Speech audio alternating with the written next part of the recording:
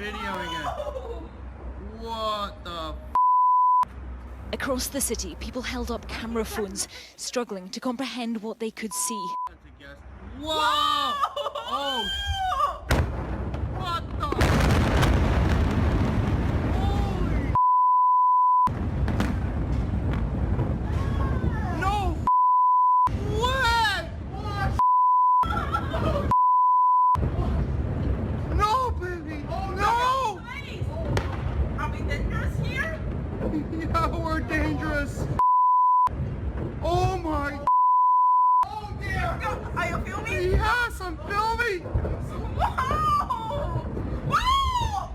I think we are dangerous.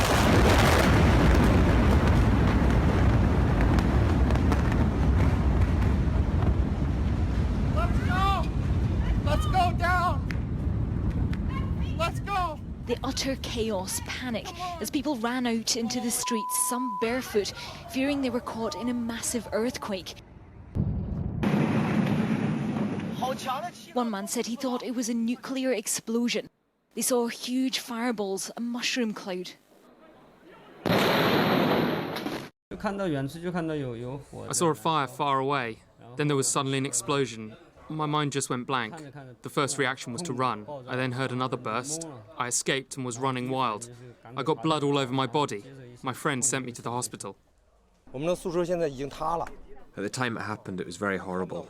I rolled off the bed after the first shockwave hit, so I scrambled to run for my life. When I reached downstairs, the second blast happened.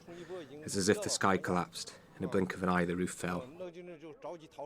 The power of the shockwave was so big, it ripped off the windows and doors. The roof collapsed and injured people. They were bleeding.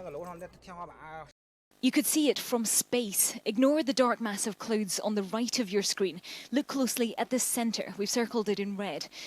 What you're looking at is the heat signature of the first smaller explosion, and then the second, much larger blast. Here it is again. This is what it left behind. Around the immediate blast site, the sheer force was devastating. The fires still burning. What should be a vast modern industrial site reduced to smouldering heaps, burned out shells. People reported their windows being shattered several kilometres away. Heavy industrial containers were simply crumpled up, thrown around like discarded toys. This one landed several hundred metres away in the middle of the main road.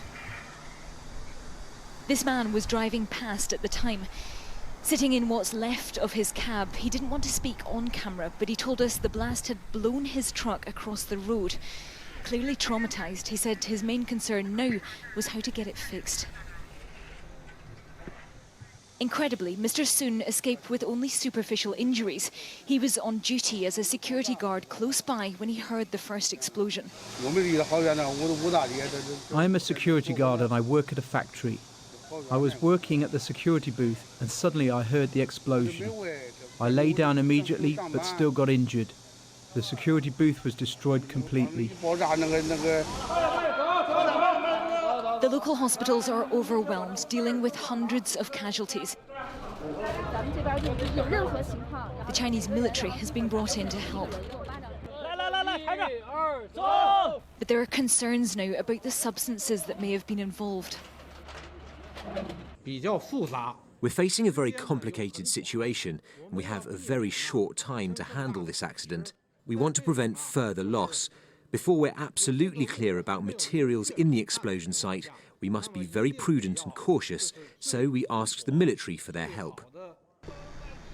More than 1,000 firefighters headed towards the blast last night. As their colleagues worked through the day, authorities announced they had lost contact with 36 of the men. In response, Chinese social networks reposted this exchange, said to be between two firefighters just after the explosion.